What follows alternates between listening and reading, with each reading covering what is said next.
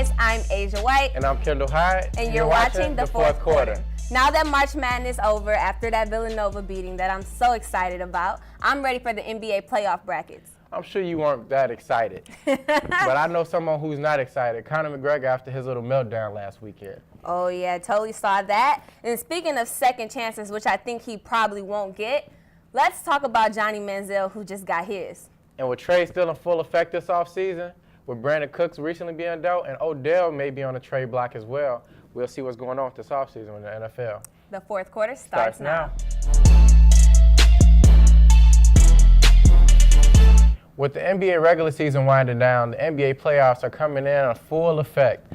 The Eastern Conference is kind of the most up and down. You have Toronto, who just wrapped up and secured the number 1 seed, Boston, who is the number 2 seed, but they just lost Kyrie, and Cleveland and Philadelphia going up and down for that 3rd seed, and everybody else is pretty much solidified in. And the Western Conference as well is pretty much set in stone. What are you thinking about? I think it's pretty much solidified as of right now. I'm not too picky about the NBA playoff seedings. I mean, I have nothing opposed to it. So, for the first time ever, I'm giving them a pat on his back. Do know Cleveland is going to make it out the Eastern Conference, right? I didn't say that, though. What are you saying? You're being passive-aggressive right now. What are you saying? I don't know where they're going to go, but also I am not going to say that they're going to make it out of the conference. And I'm not going to say you can be my teammate anymore.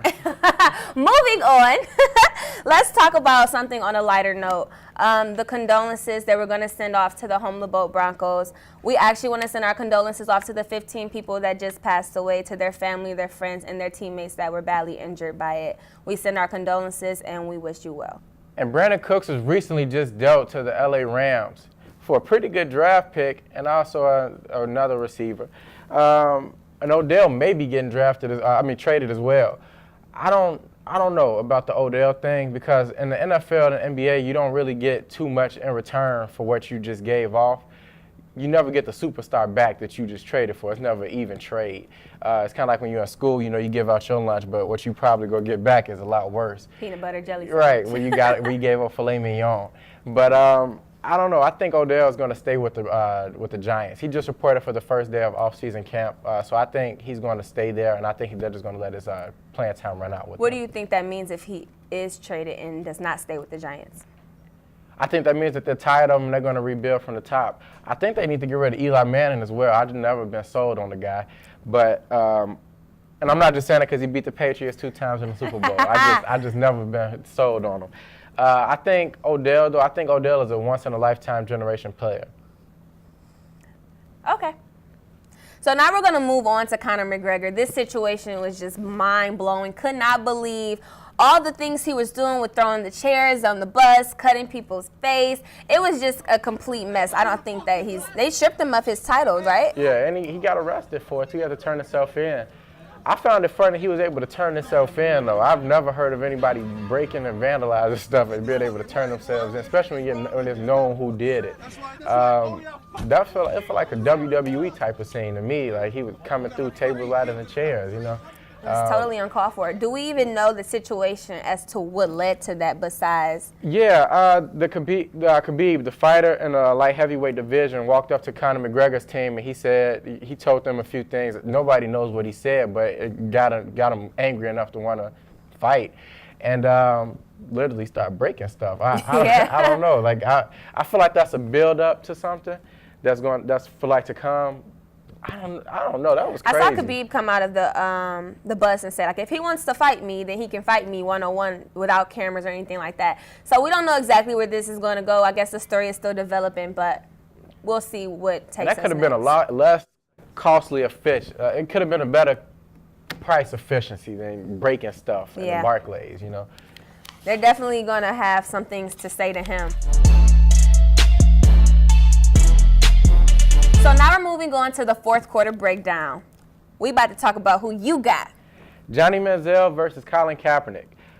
I don't feel Johnny Manziel should get a second chance as easy as he has. Like, that guy didn't even play a down.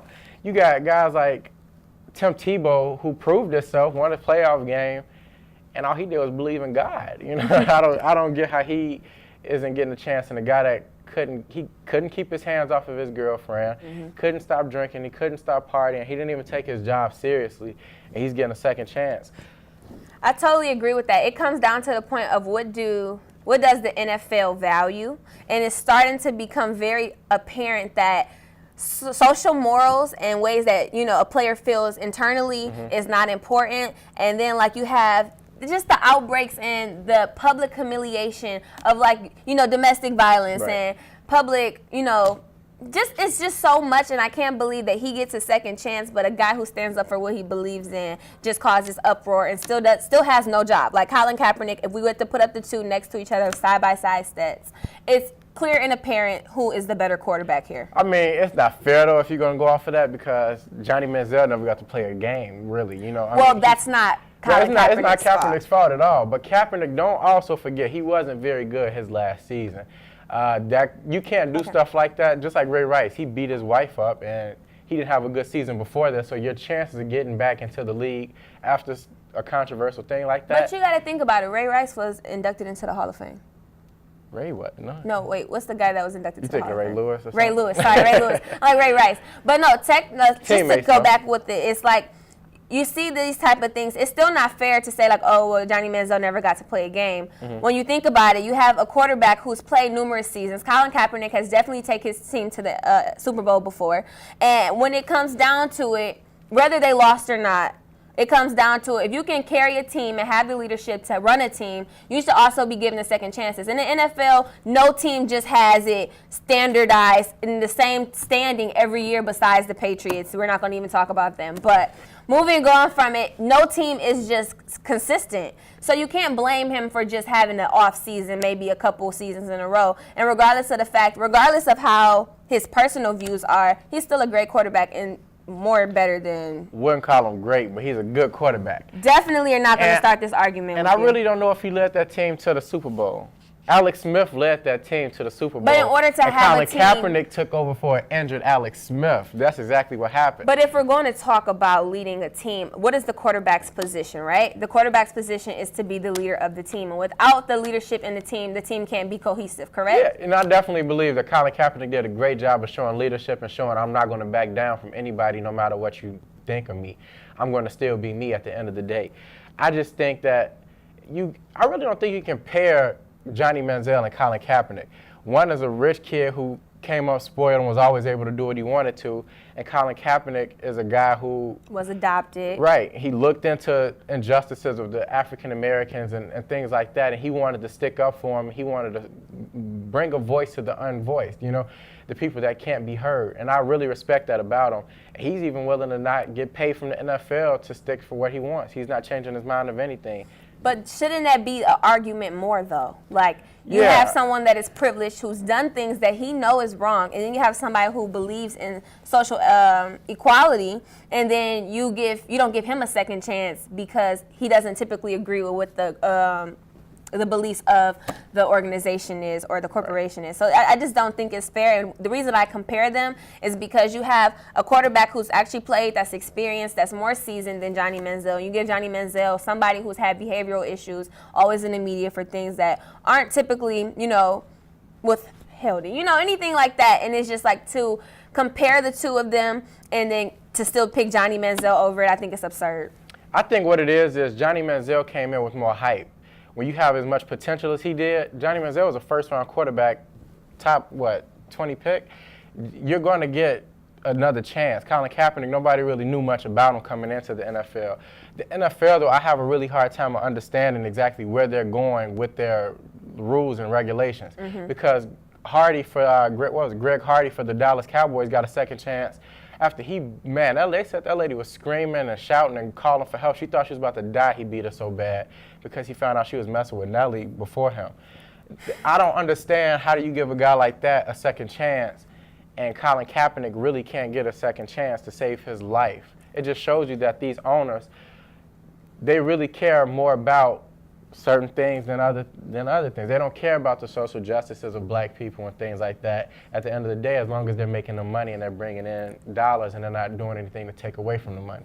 I think the real problem with that comes in that they lose money. So when you sit out for the national anthem, you have fans who want to protest it. You have fans who don't want to buy the merchandise. They don't want to support the teams. You have people who are investors in the companies and people who sit behind the board that don't want anything to do with it when you actually talk politics. But I think digging deeper into this issue, this should be an eye-opener here. They'd rather not deal with the surface and the uncomfortable conversations and handling those situations, and they'd rather just skim across the surface and then make derogatory comments like, you can't let the prisoners run the prison, and like those type of things. And then you expect the team to respect you and want to play for you. And I think the people that aren't speaking up for what they believe in definitely are being silenced, and they should not let money be controlling their morals. But I mean, you have to look at who's also running the corporations of these teams. The older, rich white guys. They don't understand the injustices that a lot of these young black men and Latinos and browner people have to face. So they. Well, I do commend Martha. I do commend Martha for who actually decided to sit down with the Lions players and have a conversation about what it is that she can do. Her exact words are, if you guys stop kneeling, I will definitely put money towards whatever organizations you guys want me to do, whatever injustice you guys want us to pursue. And I agree with that, but at the same time, it's kind of like I give you an ultimatum for you to give me something back. Not that I want to do this out of the kindness of my heart. I mean, she probably really doesn't care, but she wants to make her team feel as welcome as possible without letting it be full out known. I really could care less. I just want you guys to stop doing this because it's going to start affecting my revenue. And then it's going to start affecting contracts. So, I mean, it is what it is, really. You just got to find a happy medium.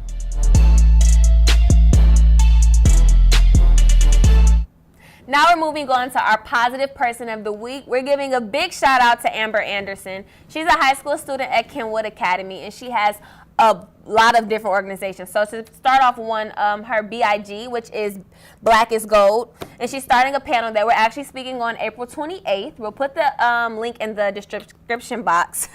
And we just want to make sure we give her a shout out. We're speaking about sports, youth, letting people know about the industry, digging deep into what it actually is about, and, you know, spending some time with the kids and vibing with them. Kendall love the kids. Kendall, no. This is my son.